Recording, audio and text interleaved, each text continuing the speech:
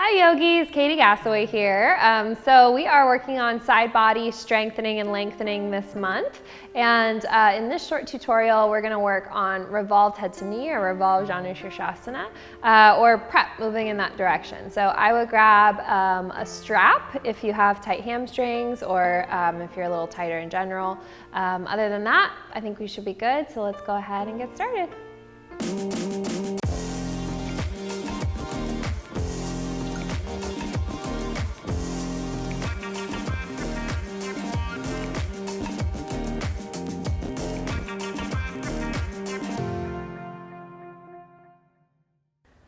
Okay, so for revolved head to knee, or revolved Janu Shirshasana, we want to obviously work on lengthening our side bodies. There's an element of hamstring stretch that's involved as well. So if you haven't done the flow for today or for this month, or if you haven't moved around much today, definitely do some hamstring stretches to warm up, do some side body stretches to warm up, because you probably don't want to go into this cold.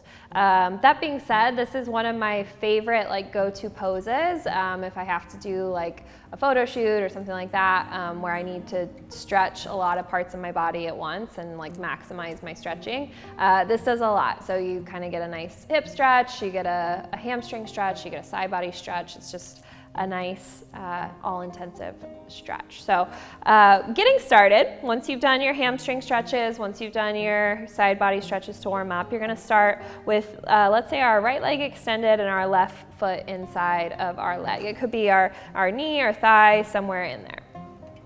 And then there's a couple different variations for your arm that goes inside your leg. You could make your arm perpendicular, so my right arm is perpendicular to my right leg, or I could make it parallel and I could kind of grab onto my foot to give me a little bit more leverage. I prefer perpendicular for whatever reason.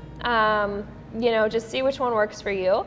But the idea is that this connection in between our arm and our leg, our right arm and our right leg, helps open up more space in our chest. So you're actually kind of using that connection, just gently pressing. You don't want to press into your kneecap or your knee joint itself, but pressing into your leg to help open up your chest. So we're not trying to face our heart to the floor. That's another thing that I see happen a lot here, and it's easy to fall temptation of wanting to grab our foot and we kind of just dump our chest forward and you lose all of this awesome side body stretch, which is what we're going for in a lot of ways.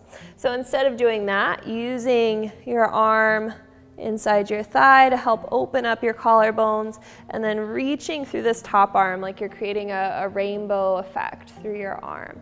And notice too, if your hip of the leg that's bent, if you are really determined to get to those toes and your hip starts to lift, right?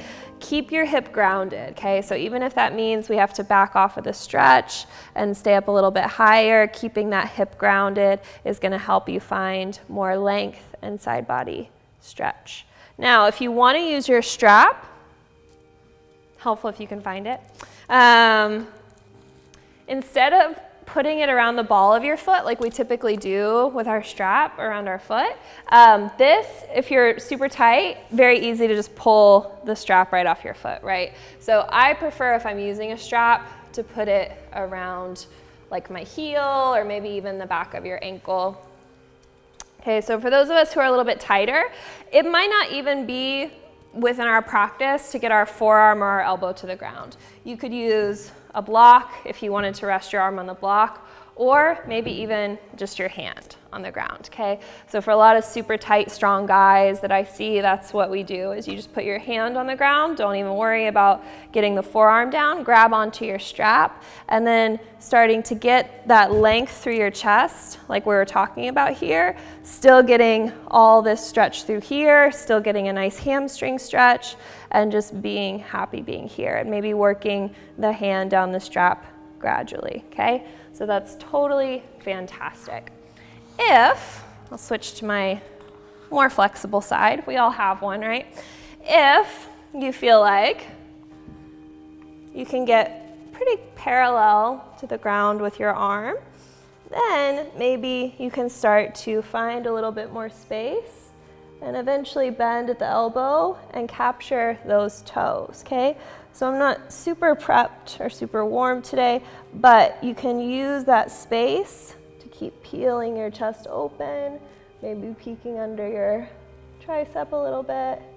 Keep rooting down through the outer hip. And then when you're ready to come up, using your strength to come back up. So in any variation that we're doing, we're trying to lengthen through the sides of the body, not just smush our chest towards our shin, right? So the goal is not reaching the foot with our fingers. I mean, that is a goal you can take, but that's not like the point of the pose, right? So the point of the pose is finding a nice stretch through the sides of the body, stretching out your hamstring, getting a gentle hip stretch too. So anyway, hopefully that helps you with revolved head to knee, gives you some things to work on and some different layers that you can practice. If you have questions, leave me a comment. Otherwise, hope you enjoy.